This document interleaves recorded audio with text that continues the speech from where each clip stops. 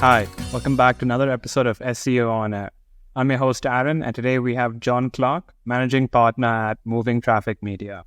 We talk about how he got started, the struggles in his journey, and what's in store for the future. I hope you enjoyed this episode. Who exactly is Jon Clark? Before we get into the company and Moving Traffic Media, who exactly were you?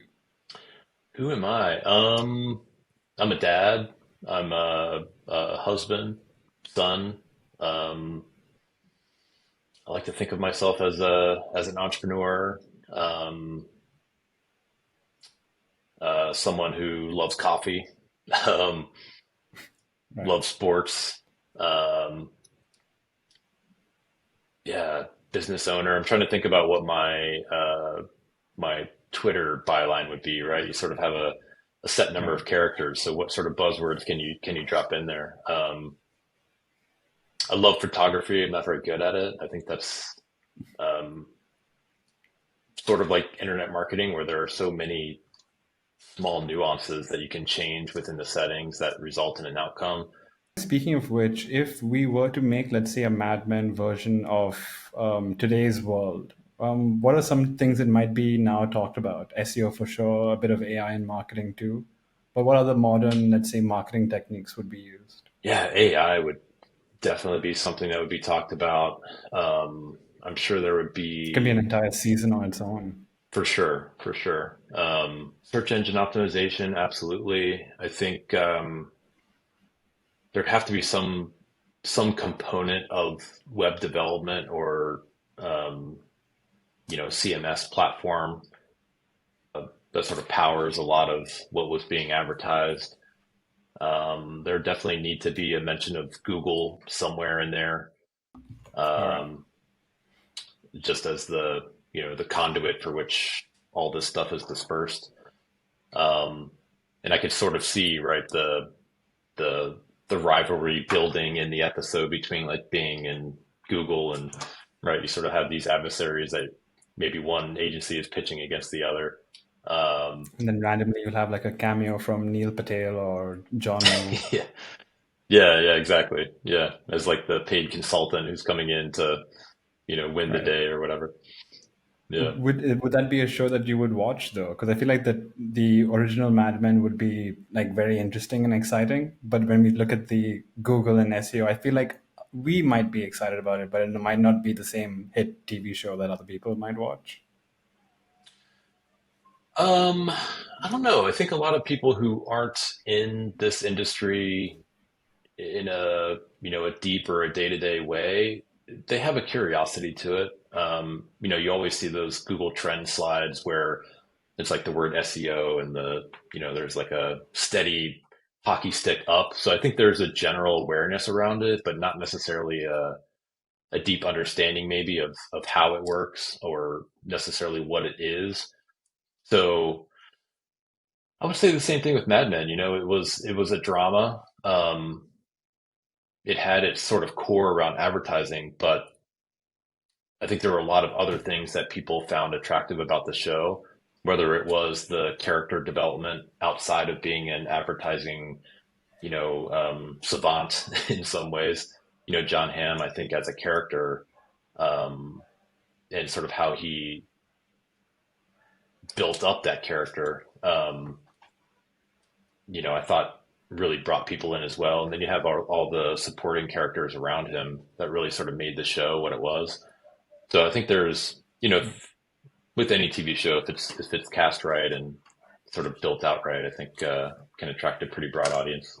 And I'll try my best to kind of segue into this, but in this kind of version with you, you also had to kind of build out your team and build up moving traffic media to make sure that you have, well, the right resources to, let's say, continue being a hit TV show.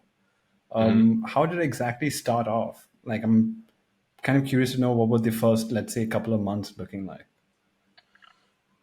Well, I think the origin story of moving traffic media probably has to go back like 10 years. So um, Right. Okay.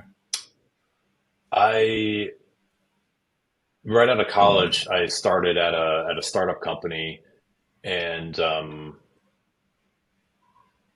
the couple of years I was there, I basically took over the digital marketing um, efforts of that business. And prior to that, their big sort of lead gen model was to go to trade shows, which were really expensive, um, hard to track at the time, right? You just collect a whole bunch of business cards and then try to follow up with them over email.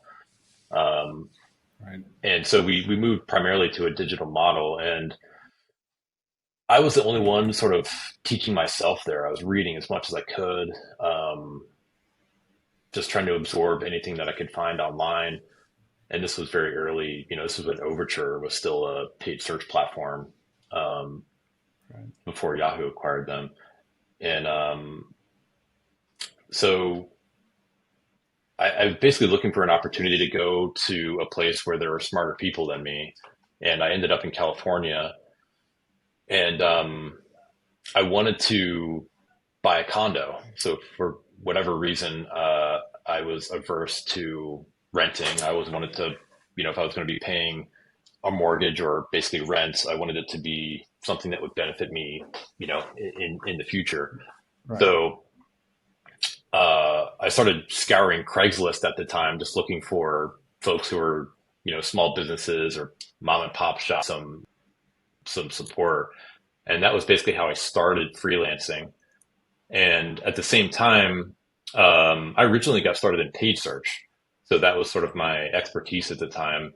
And at the agency in California, I was working in the same room as the SEO team. And so I got exposed to, the mentions of title tags, meta descriptions, and content optimization. And I started to gravitate more toward that side of things. It was a little bit more technical, a little bit more nuanced. And so I bought some domain names. I bought an HTML book. I started to try to build out websites on my own. And I was thinking to myself, I'm going to build out a website. I should have it try to make money for me if I can get it to rank. So the very first sort of business site that I built was ppcforhire.com. That now redirects into Moving Traffic Media. But that was the sort of first, pseudo agency website that I built. Um, and, it was ranking for, San Diego PPC specialist and other random terms like that. And then I had the opportunity to move to New York and just over the years working with other really smart people and um, sort of building my professional network. I just continually got opportunities and referrals from folks. And I got to the point where I was taking on so much freelance work that I sort of had to make a decision. Like, do I go into this full time or do I start having to say no to some things? And elected to go sort of all in on it. And around the same time, a coworker of mine from Razorfish, um, we sort of met back up and we're sort of sharing what each of us were thinking about doing in the next couple of months, and found out that we were both sort of on the same track of sort of walking away from our full-time gigs and trying to build Right. something independently. So at the time, I was operating under Fuse SEO, primarily focused only on search engine optimization. And he had bought movingtrafficmedia.com years before. And so that was sort of the brand that he was um, sort of starting under, in his effort. And as we started talking about like the different types of services that we were going to offer, we were going to be much more comprehensive, not just SEO. We were going to be doing paid search and content strategy and analytics. And so Right. when you sort of looked at the two brands, it made a lot more sense to go with the Moving Traffic Media brand because it was more comprehensive, right? More inclusive. You can drive traffic in a lot of different ways. And so the the limitations around having SEO in the name um, sort of almost decided the decision for us. You know what I mean? Right. So the Fuse SEO site still occasionally will drive a local lead in New York our way. And so we keep the homepage up, but I think a lot of the service pages have been redirected into moving traffic media at this point. And eventually we'll sort of, close that brand down and roll it completely into the moving traffic media site. But that's sort of how we landed there. So it was a long journey to get to that, but Yeah. it's been now 6 years that we've been operating under that brand. All right. So this might be a bit of a long answer, but from 2007 with PPC for Hire till the startup of moving traffic media and today, what are some of the things that have changed from marketing and SEO? We'll leave AI out for now because I think that's an entirely different question altogether. But how has this things changed in terms of marketing and SEO over the past 10, 15 years?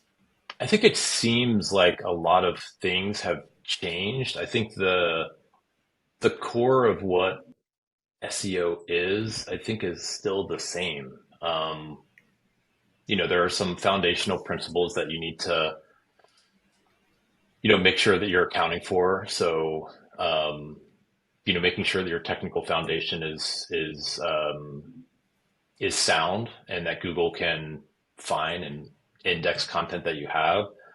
Um, Making sure that the content is, structured in a way that will support um, a relationship between a keyword and a piece of content, and that of course allows that content to rank. Um, Maybe one thing that has changed, although is maybe the authority building or like the link building side of things. I think the tactics in which that's done and perhaps the identification of nefarious tactics is maybe a little bit easier on search engines' parts. But, I think Right. that at the core, a lot of it is the same. I think the way that we approach it and the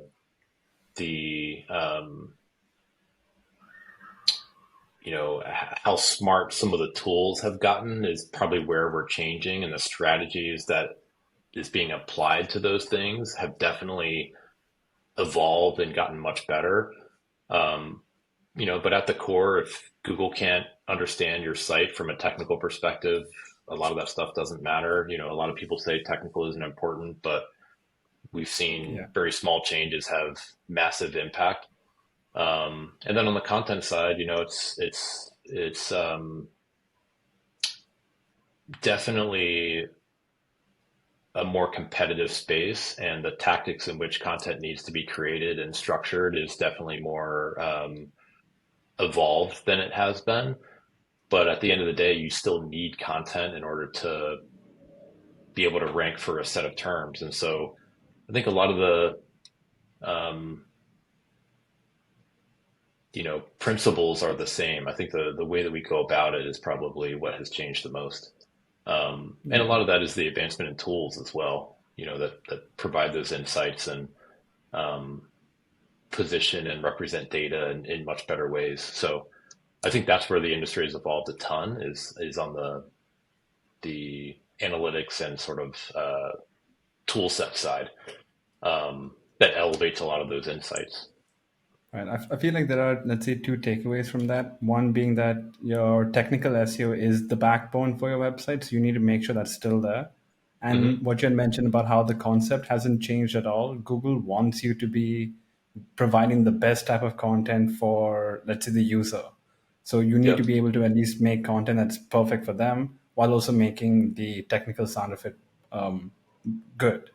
But Yeah. what you had brought up is something that I think we can talk for ages on is about these tools that are now being provided. I think before there were just a few tools where for certain metrics and analytics, you would have a free tool or a free checker that you could use. Right. But now I think with the help of AI and ChatGPT, there are immense number of tools to do, I think, any amount of checking. So this might be a two-parter question. One is, do you have any tools that you would like to give a shout out to? And two, is there any tools that you have at moving traffic that you would like to kind of talk about as well? So I'll answer the second one first. We thought about starting to build out some, free or maybe freemium tools. And right as we were getting started on that process, ChatGPT launched. So Right. um, we basically said, even without ChatGPT, it was going to be, there's investment in building out any sort of Right. tool and the maintaining of it. And so we sort of punted that idea in the near term. We may revisit it, but I think now where we're focused on internally is building out processes that utilize AI to speed the process at which we can provide a deliverable, but still have a deep human, input and review of that outcome. And then of course packaging it up for client consumption. On the tool side, so our enterprise tool of choice is Ahrefs. We basically used that tool since day one.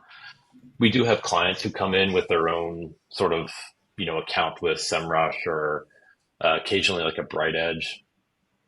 Um, and I think, we have not been bumped up to the new pricing model for Ahrefs, which I've heard a lot of noise about. So if that happens and it becomes cost prohibitive, I think we'll have to, revisit what our selection is there. But I think as a tool and as a, you know, providing value to the industry, I think they're, very good. They try to be transparent, as much as you can with some of these tough decisions that they have to make. They have a good community. They share back a lot in terms of how to utilize the tool and apply it. And so for all those reasons, we've been pretty loyal to them. We have an account with Moz as well, but as these other tools have evolved, we've sort of used them a little bit less and less. It seems like they're well, I haven't used it in depth in quite a while, so they may be improving it, but just seemed like they were lagging behind compared to other tools. And then one of our favorites for technical specifically is Sitebulb. I can't say enough good things about that platform. Their customer service is fantastic, really nice guys. And I think them sort of entering that technical crawl tool market has elevated everyone in that category because they brought a lot of new things. And now you see even Screaming Frog, like their latest release that includes AI, ChatGPT, which I think was just a couple of days ago. I think that takes it to another level, right? So I think Right. competition in that space is good. And it really sort of pushes everyone to create something a little bit better, a little bit better, a little bit better. And the tools for technical crawling and connecting APIs to collect data quickly have elevated significantly, I would say, in the last, I don't know, even year, but probably last 2 years. So Sitebulb, Screaming Frog, and Ahrefs are sort of our, tentpole Go-to tools that we're tools. using probably on a daily basis. Sorry, but what was it called again? Site bulb? Sitebulb, yep, Right, because yep. I've heard the other ones, and for a long time I haven't actually heard malls being brought up. So I'm kind of happy hmm you kind of give a shout out to them. But Sidebub, I'll try to check out and see if we can also start using that for ourselves as well. It's the first time I'm actually coming across that. Yeah, it's just sitebulb.com. And they have, what I would say that we love about them is they have um, a cloud server option. So we're a distributed Right, team. We're all remote.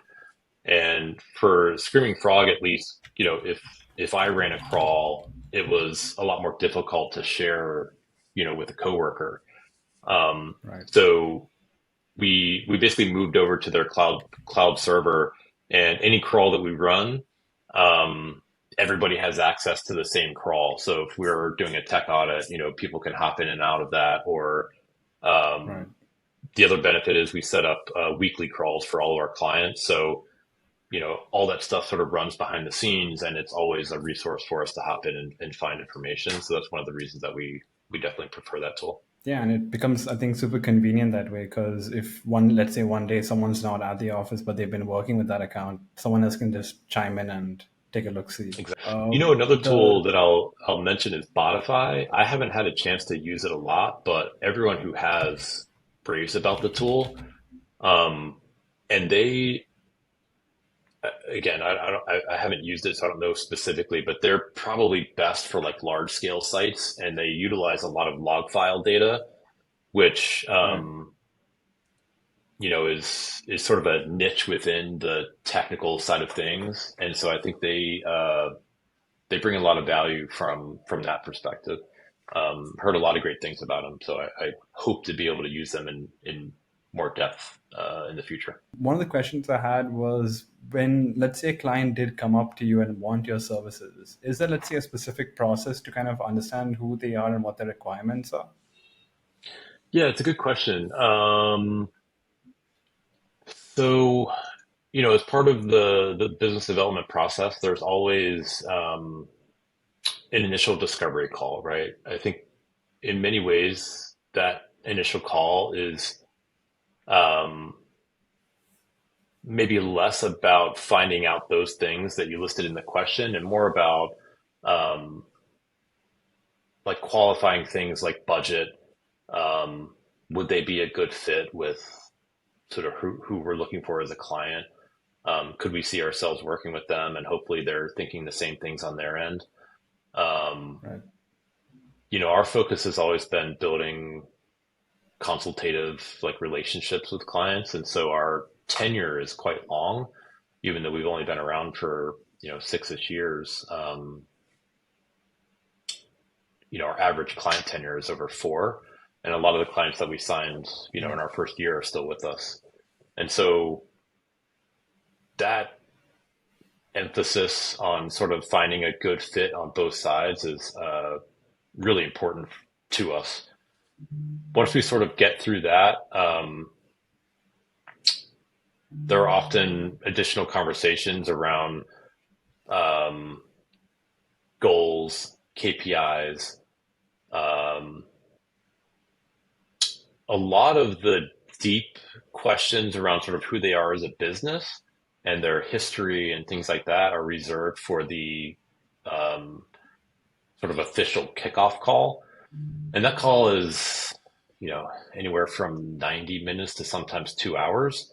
Um, and it's a laundry list of questions across very basic things like that. Like just what's your history? Tell us about your history. Almost always there's questions that sort of come out of that conversation um, that allow us to get more detail about who they are as a company, what their priorities are, what their goals are. Um, Right. in many cases, they've worked with an agency before, so we're trying to understand what they liked, what they didn't like, um, what level of reporting they like. Some clients, they want a Friday update, every Friday, even if it's just over email. Others are send me the report once a month, and I'll reach out and let you know if I have any questions off the data. So all of those nuances are super important to sort of suss out and identify. And that initial kickoff call is really designed to do that. And the outcome of that call is what we call an engagement brief. And it's sort of like our Bible for the account. And it lists out all the questions that we ask, a summary of the answers. And we love that because a couple of reasons. One, it allows us to have a document that we can evolve over time. Because as any company evolves, their goals and priorities might change. So we're able to sort of keep track of that in an official document that the client has sort of signed off on. Um, Right. and it also gives us a resource so that, if we expand the team or we have to roll someone new onto the account, we can basically say, hey, here's this digital document. Um, Read through this. It has everything you would want to know about who this client is, what their goals are, who their competitors are, challenges they've had, et cetera, et cetera. So it's a great resource for us both internally, but also to sort of hold everyone, including the Right. client, accountable for what they've told us their goals are. Is there an ideal client though? Like one that you, when you meet them, you kind of know this is going to be a good relationship for the next couple of years. I'm assuming one that kind of follows these guidelines that you kind of put out for them and is a kind of like a no nonsense agency as well? I think um, what I would say is ideal clients for us are typically clients who know a little bit about the space because they're going to challenge us with tough questions. And I think that is important for the growth of a relationship, but also an account's performance, because they're gonna know things internally that we just aren't gonna always know. So there's a level of Right. transparency that is really, you know, almost a requirement to be a successful client, right? They have to share what's sort of going on. And then they also, based on that information, have to, ask us tough questions about either the data or our approach or, our testing methodology or, whatever it is to make sure that we're thinking about things like they would think about them, and sort of Right. holding us accountable to that fact. I would say we also, we work a lot with startups, but I think what we found is that we need a client who has some level of marketing role in the company that would sort of be our day-to-day contact. It doesn't always work out where maybe there's a co-founder or, someone who's sort of doing marketing as like a third or like a half of their job, and it's not necessarily the priority, especially Right. in that environment where they want to move as fast as they can to reach numbers or, you know, um, meet private equity goals or, whatever they are. So I think that would be another criteria that is sort of a good checkbox for us, is like having that role who's dedicated to marketing, and can be our day-to-day contact. And you said you normally get startups, or is that something that you commonly see approaching for help? Well, we do a lot of work with startups. I think just by nature of I don't know, maybe our professional networks, a lot of folks have sort of gone out into um, startup growth areas. And then, of course, we started, really building out a couple of years before COVID. And of course, there was a massive influx of cheap capital. And so there was a lot of investment in startups. And so they were looking to spend money, grow, all those sorts of things, which required a lot of times, a marketing partner. And so there was a period of time where I think a lot of our new clients were all startup based. And then, of course, a lot of folks within that community talk with them, with other folks in that community. So they would send their referrals, or they would jump and go to another startup and sort of bring us over there. So um, Right. it's sort of a windfall effect where we kept getting pulled into to startup opportunities. Yeah. And we still work with a handful of them. But I think most of our, perfect client is probably not a startup, because eventually we work ourselves out of a job, right? They get big enough where they can start hiring internally, which is more cost effective many times. So we like that we get them to that point, but Right. more established company with an agency need is a good fit for us too. What are three qualities you have that would make for a perfect, or at least an ideal CEO, managing director, just a top level management? What are three, let's say, qualities you would need for that? I think accountability is definitely one of them. Um, and I think one that sort of ties into that is being a good decision maker. And Right. part of that is being able to make a decision quickly, and then having accountability regardless of the outcome. Like sometimes that quick decision is going to be a good one. And in other cases it may turn out to not be the best one. And I think those two things um, play well together as in any executive role. People don't like ambiguity, and so that's where the quick Right. decision making comes in. The accountability piece, people want to know that you're going to stand behind the decision you make. So I would say those are two very important ones.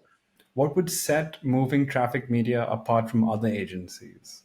For us, I think the focus on the consultative piece is one thing that definitely sets us apart. I think a lot of agencies can talk about their, you know, methodology or, approach. At the end of the day, a lot of those things are highly similar. So I would say the things that set us apart are, um, one, we don't outsource work. So um, we could probably scale a little bit faster, um, or maybe even, take on more work, but we rarely outsource work outside of, our core employees. And so when we go into a pitch and, have that conversation, we're not just going to step away once that account is sold. And that would probably be the second one, which is uh, myself or my business partner, Joe, are heavily involved in every account that we have. So if you're interested in sort of, senior strategic thinking and sort of thought leadership applied to your account, you're going to get that on, through either myself or Joe.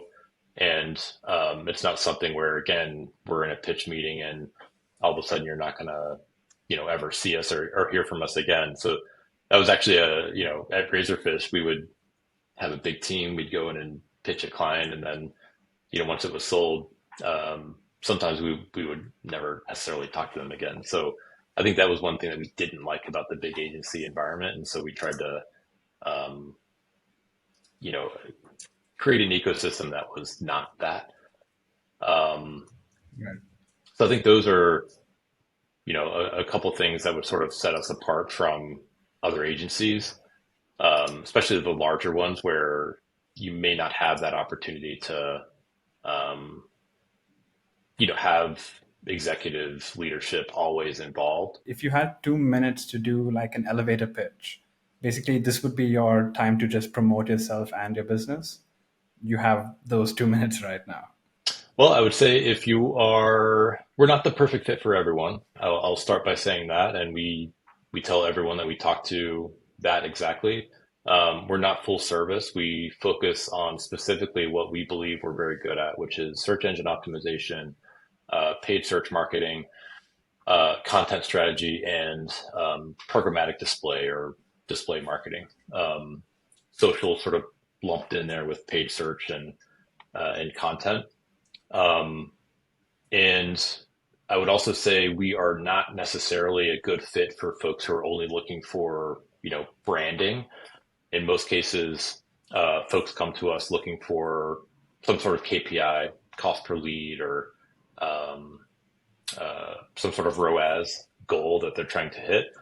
Um, and we work a lot with clients who are looking to figure out what that is, and we sort of back into that number, establish goals for ourselves, and we're very conversion oriented. So if you're looking for someone with transparency as far as data, keyword lists, ad copy, all those different sorts of things, and looking for someone who is looking to sort of push the performance of your campaigns, that would definitely be us.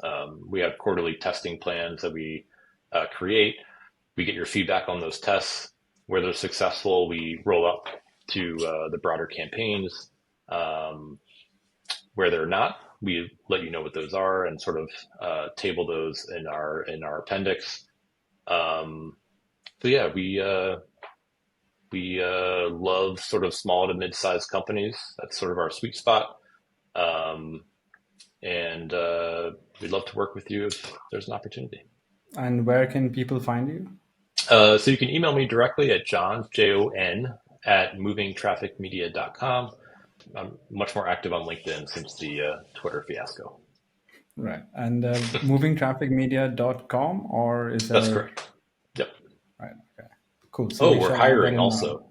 So if anyone listening is looking for a paid search or an SEO role, we have a couple positions open. We'd All love right. to talk to Cool. you. Yeah, I didn't think we would have to add that as well, but I thought might as well. It would be a good addition to get people recruited through our podcast as well. Yeah, yeah, perfect. But thank you so much for the chat, John. It's been really great.